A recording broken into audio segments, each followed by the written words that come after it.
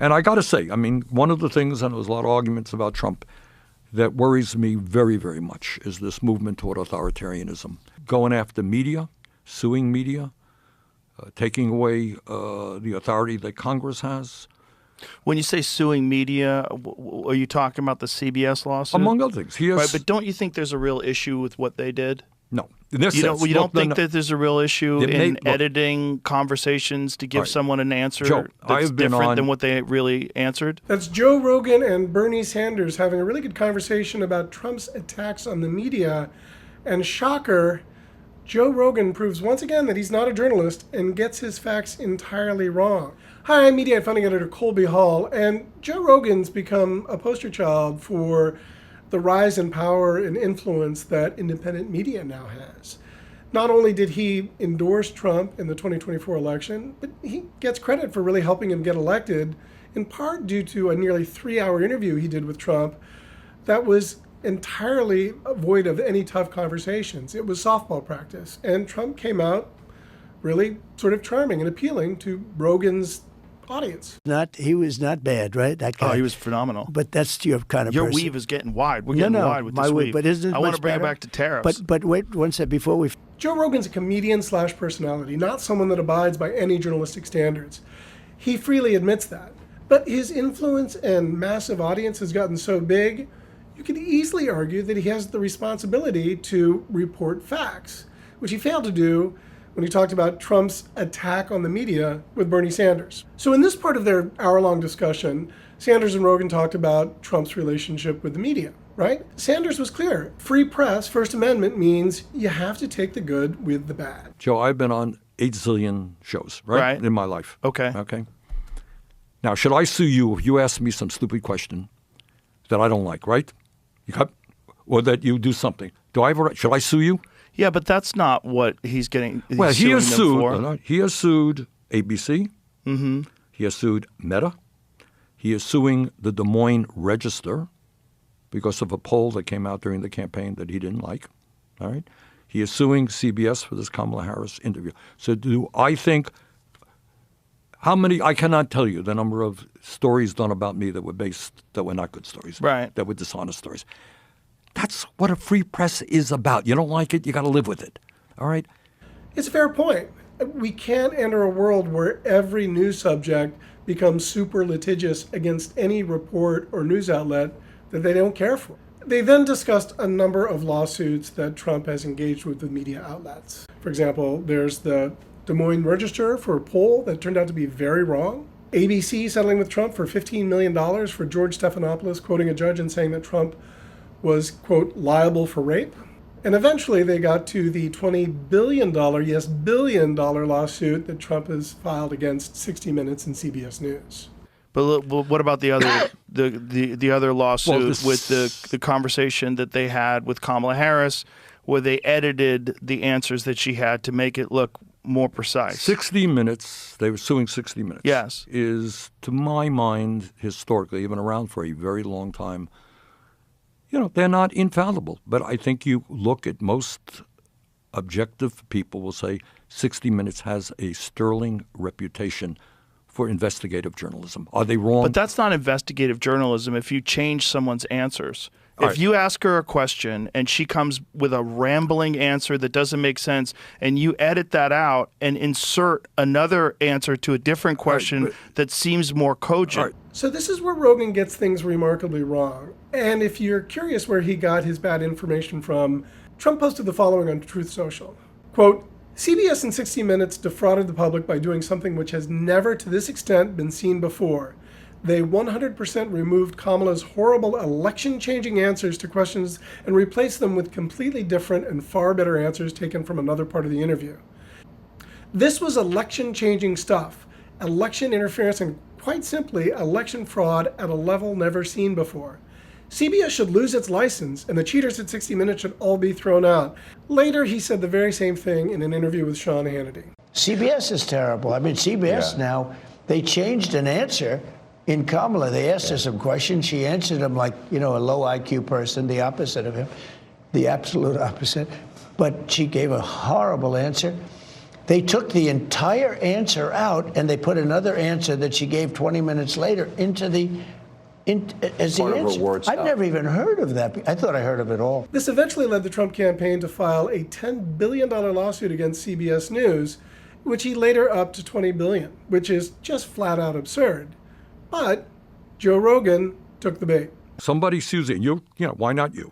Right. You could be sued tomorrow, right? Because you are doing this. You're too sympathetic to this. Right. And Joe, you did that.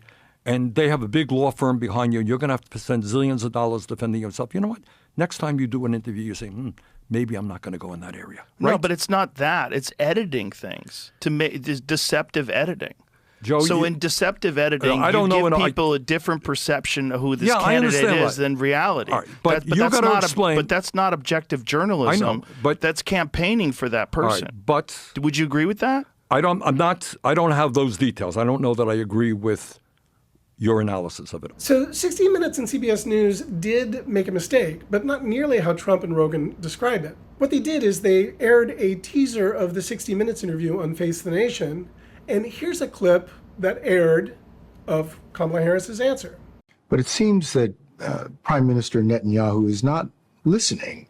Well, Bill, the work that we have done has resulted in a number of movements in that region by Israel that were very much prompted by or a result of many things, including our advocacy for what needs to happen in the region. Not the best answer, sure, kind of word salady, but it's not terrible. Here's the answer that aired on 60 Minutes. But it seems that Prime Minister Netanyahu is not listening. We're not going to stop pursuing what is necessary for the United States to be clear about where we stand on the need for this war to end. Well, that doesn't look good, but the FCC released both the raw footage of the interview and the transcripts that were provided by CBS News to the FCC. Turns out, Kamala Harris, both answers were to the same question. It was just different portions of the same answer. So Trump and Rogan saying that they pulled answers from completely different parts of the interview is flat out false. So this is where I share my experience as a former television producer of narrative nonfiction. This is standard operating procedure for every news segment or interview that's ever been done, apart from those which are live or live to tape. Kamala Harris gave about an hour of time to 60 Minutes for this interview. That's 53 minutes of raw footage that they had to condense down to maybe 20, 25 minutes of her answers that actually aired. Every producer chooses which answers best reflect the interview. It's called making selects. They selected which to do. So their mistake was the select that they used for the teaser clip was different from that which aired. That happens. Was it election changing? Did they actually take answers from a different part to a different answer to make her look better? That's absurd. And to sue them for $20 billion is crazy. In any reasonable world, a lawsuit like this would get thrown out. It's absurd, it's dumb, he'd get $0. But Trump knows that CBS parent company, Paramount, needs FCC approval for a coming merger. CBS is owned by Paramount, big multimedia corporation, right? Sure. Paramount wants to sell, wants to be sold to, what is it, Blue Sky? Does that ring a bell? Blue Sky's that social media app. No, and it's another one. I'm sorry. It's I always forget the name of it. Skydance. Thanks. Skydance is a large media corporation that Paramount wants to have buy. Okay. To get this merger, huge merger, they have to go, guess what, to the federal government. All right? So you are the head of CBS. You want to sell the company to Skydance for many, many billions. Do you remember how much, what was the sale? I don't see. It's billions of dollars, to be sure. And you got to go to the federal government. And the president sues you.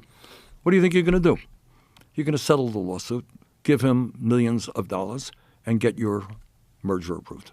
Now, since this went down, 60 Minutes famed executive producer resigned in protest, suggesting that they didn't have the journalistic freedom to be critical of anyone in power, especially Trump, under this Paramount leadership. I don't think that it is appropriate for the President of the United States to be, in my view, intimidating media. Bernie Sanders is right. This chilling effect is straight out of an authoritarian playbook, which Joe Rogan only seemed to realize after it was explained to him. I see where you're coming from. We want honesty in media.